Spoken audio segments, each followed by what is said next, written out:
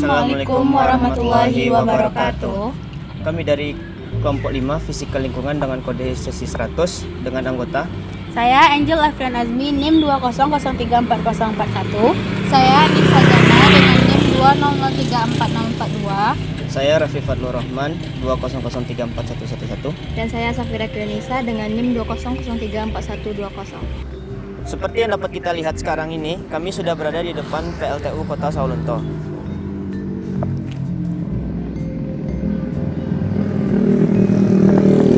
Seperti yang kita ketahui, kepanjangan dari PLTU itu adalah pembangkit listrik tenaga uap. Nah, pertanyaannya adalah dari mana uap itu berasal? Kemudian apa dampak positif dan negatif dari PLTU itu sendiri? Nah, untuk penjelasan tersebut akan dijelaskan pada PPT kami berikut ini. Apa itu PLTU? Pembangkit listrik tenaga atau PLTU merupakan jenis pembangkit yang menggunakan uap panas untuk memutar turbin. Uap panas yang digunakan dapat berasal dari proses penguapan air melalui boiler. Pembangkit ini menggunakan bahan bakar batu bara maupun bahan bakar minyak untuk memanaskan air. Tingginya jumlah persediaan batu bara baik secara global maupun di Indonesia, serta harganya yang rendah, menjadikan PLTU berbahan bakar batu bara masih menjadi salah satu yang tertinggi produksinya. Dalam PLTU, batu bara digunakan sebagai bahan bakar boiler untuk menghasilkan energi panas yang kemudian berfungsi untuk mengubah fasa fluida kerja dari cair menjadi uap. Energi kinetik yang terkandung dalam uap kemudian dimanfaatkan untuk memutar turbin yang tersambung dengan generator. Salah satu permasalahan utama dari pemanfaatan batu bara dalam pembangkit listrik adalah tingginya emisi CO2 yang merupakan produk sampingan dari proses pembakaran batu bara. Selanjutnya, tahukah kamu apa itu batu bara? Batu bara adalah jenis batu dengan kandungan karbon sebagai mineral utama dan juga hidrogen, balerang, serta oksigen dalam mineral sekundernya. Tingginya kandungan senyawa ini membuat batu bara mudah terbakar. Batu bara ini merupakan batuan fosil yang telah terbentuk secara alami lebih dari 340 juta tahun yang lalu. Batu bara merupakan salah satu sumber energi yang paling penting di dunia, yang digunakan sebagai bahan bakar pembangkit listrik hampir 40% di seluruh dunia. Batu bara telah memainkan peran sangat penting selama berabad-abad. Tidak hanya pembangkit listrik, namun juga merupakan bahan bakar utama bagi produksi baja, semen, pusat pengolahan alumina, pabrik kertas, industri kimia, serta farmasi. Selain itu, terdapat pula produk hasil sampingan batu bara, antara lain sabun, aspirin, zat pelarut, pewarna, plastik, dan fiber. Kelas dan jenis batu bara. Berdasarkan tingkat proses pembentukannya yang dikontrol oleh tekanan, panas, dan waktu, batu bara umumnya dibedakan menjadi 5 kelas. Yang pertama yaitu antrasit. Antrasit adalah kelas batu bara tertinggi dengan warna hitam berkilauan atau luster metalik, mengandung antara 86-98% unsur karbon dengan jenis air kurang dari 8%. Yang kedua yaitu bituminous, mengandung 68-86% unsur karbon dan berkadar air 8-10% dari beratnya. Kelas batu bara yang paling banyak ditambang yaitu di Australia. Yang ketiga yaitu subbituminous, mengandung sedikit karbon dan banyak air, dan oleh karenanya menjadi sumber panas yang kurang efisien dibandingkan dengan bituminous. Yang keempat yaitu lignit atau batu bara coklat, adalah batu bara yang sangat lunak yang mengandung air 35-75% dari beratnya. Dan yang terakhir yaitu gambut, berpori dan memiliki kadar air di atas 75% serta nilai kalori yang paling rendah. Yang selanjutnya yaitu pembentukan batu bara. Proses perubahan sisa-sisa tanaman menjadi gambut hingga batu bara disebut dengan istilah pembatu baraan. Secara ringkas ada 2 tahap proses yang terjadi. Yang pertama yaitu tahap dianetik atau biokimia, dimulai pada saat material tanaman yang terdeposisi hingga lignit terbentuk. Agen utama yang berperan dalam proses perubahan ini adalah kadar air, tingkat oksidasi, dan gangguan biologis yang dapat menyebabkan proses pembusukan, dekomposisi, dan kompaksi material dan material organik serta membentuk gambut. Yang kedua yaitu tahap malihan atau geokimia, menjadi proses pembentukan dari lignit menjadi bituminous dan akhirnya menjadi antrasit.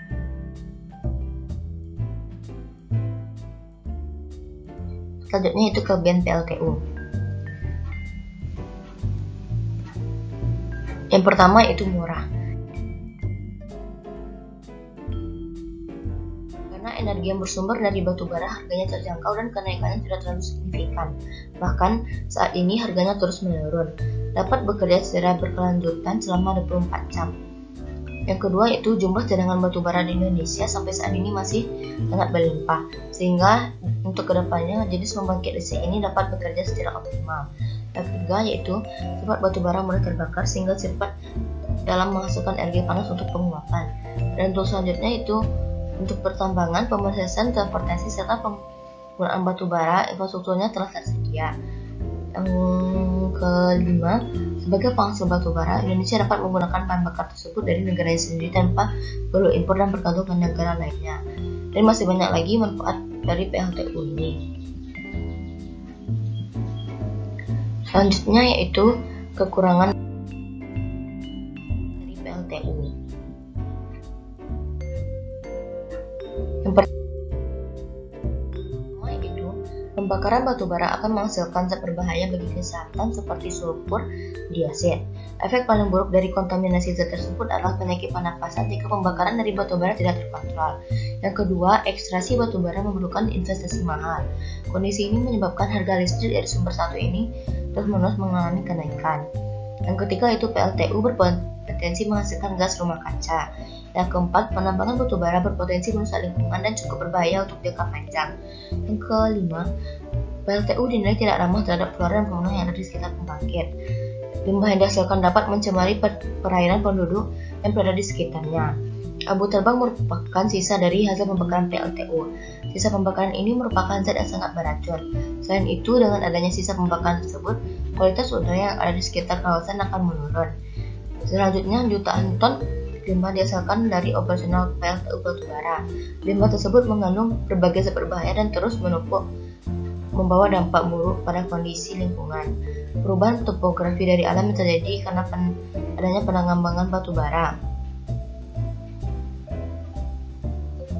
Penambangan batubara yang tidak lagi digunakan akan menggunakan penampakan alam berubah drastis.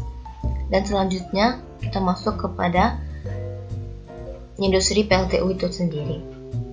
Sekian, terima kasih. Sawalunto merupakan kota kecil di Sumatera Barat. Sawalunto juga terkenal dengan kota wisata tambang. Ada tambang yang masih aktif dan ada juga yang sudah mati. Salah satu tambang yang masih aktif adalah PLTU. Seperti yang kami jelaskan pada PPT kami tadi, PLTU memakai sumber dari batu bara. Hasil dari sisa pembakaran batu bara sangat berdampak terhadap lingkungan, terutama pada udara dan air. Pertama, kita akan membahas dampak uap sisa pembakaran batu bara terhadap lingkungan. Pemakaian energi listrik di Indonesia sangat bergantung pada pembakaran bahan bakar fosil. Dari pembakaran bahan bakar fosil tersebut dihasilkan gas CO2, NOx, dan SO2 yang dapat menimbulkan pencemaran udara dan dihasilkan pula polutan radioaktif.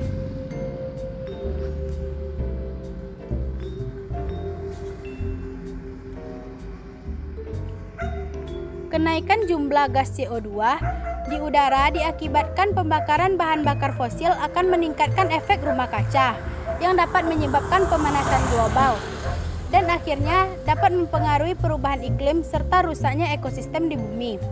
Sedangkan polutan radioaktif terjadi karena batu bara mengandung unsur radioaktif alam yang terjebak dalam batu bara, di mana pada saat batu bara dibakar terjadi pengeluaran yang menyebabkan unsur radioaktif. Radioaktif alam tersebut ikut keluar bersama-sama dengan gas emisi lainnya ataupun terikut dalam abu hasil pembakaran. Unsur radioaktif alam dari batu bara terdiri dari kalium, uranium, thorium, dan juga hasil perubahan seperti radium, radon, polonium, bismus, dan timbal. Nah, sekarang kita sudah berada di sungai, di mana sungai ini adalah sungai yang langsung terkontaminasi dari hasil pembuangan sisa PLTU di Sawalunto. Bisa kita lihat, inilah sungainya.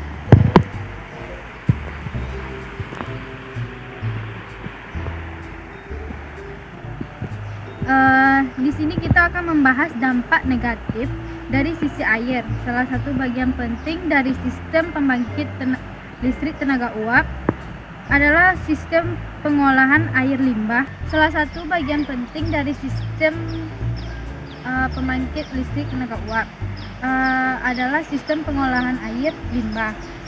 Oleh sebab itu, karakteristiknya perlu dipelajari secara seksama.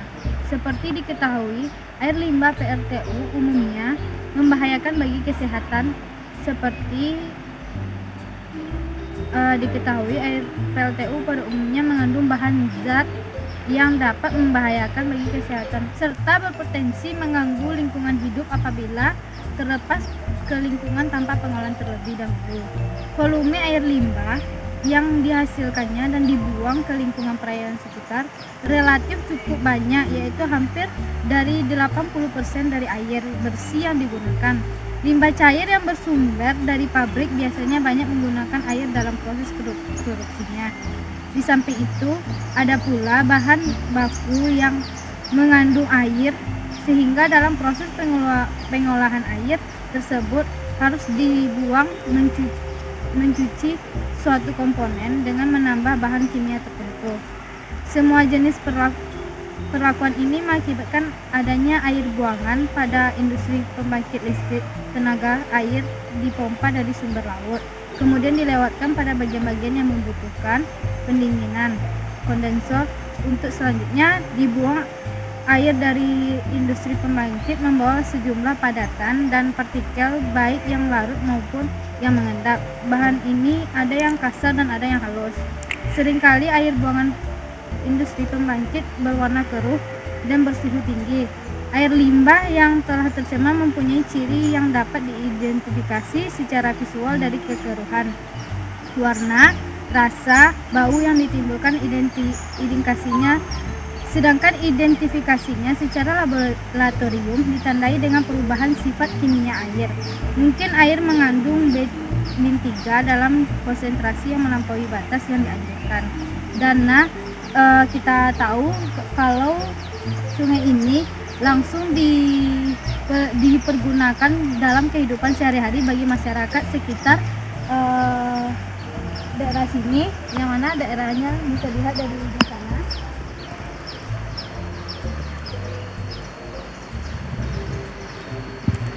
Digunakan untuk mencuci dan kadang juga untuk mandi dalam kehidupan sehari-hari. Baik, kami di sini akan memberikan solusi untuk mengurangi dampak dari pencemaran PLTU. Untuk solusi dari dampak pencemaran pada udara itu dapat dilakukan dengan gas CO2 yang dihasilkan dari pembangkit listrik berbahan batu bakar. Itu dapat direduksi jumlahnya dengan melengkapi unit pembangkit dengan fasilitas pengolahan gas buang. Pengolahan gas CO2 yaitu dengan mengabsorpsi gas CO2 dengan kalsium hidroksida dan dihasilkan kalsium karbonat. Kalsium karbonat dapat dipakai sebagai bahan dasar pada industri makanan, farmasi, dan industri konstruksi. Alternatif lainnya yaitu mengganti bahan bakar batu bara dengan bahan bakar nuklir atau bahan bakar baru dan terbarukan. Abu hasil pembakaran batu bara yang mengandung polutan radioaktif itu dapat digunakan sebagai aditif pada bahan bangunan beton radioaktif yang di kandungannya tidak berbeda jauh dengan bahan aditif beton konvensional atau bahan bangunan yang lain seperti granit dan bata merah. Untuk pencemaran air, pengolahan air limbah pada WWTP PLTU Muara Karang melalui 5 tahapan, yaitu pre-treatment, primary treatment, secondary treatment, tertiary treatment, dan select-G treatment. Proses pre-treatment merupakan perlakuan pendahuluan yang meliputi penyaringan kasar. Proses primary treatment merupakan penyisian partikel kasar, mengendap, mengapung, dan minyak atau oli atau lemak secara proses fisika. Proses secondary treatment merupakan penyisian suspen, solid, BOD, logam-logam terlarut secara proses kombinasi. Proses tertiary merupakan tahap lanjutan setelah proses kombinasi fisika, kimia, dan biologi. Dan yang terakhir, select-G treatment yaitu pengolahan lumpur yang terbentuk sebagai hasil keempat tahap pengolahan sebelumnya. Sekian video dari kelompok kami. Mohon maaf jika ada kekurangan. Kami akhiri dengan Assalamualaikum warahmatullahi wabarakatuh.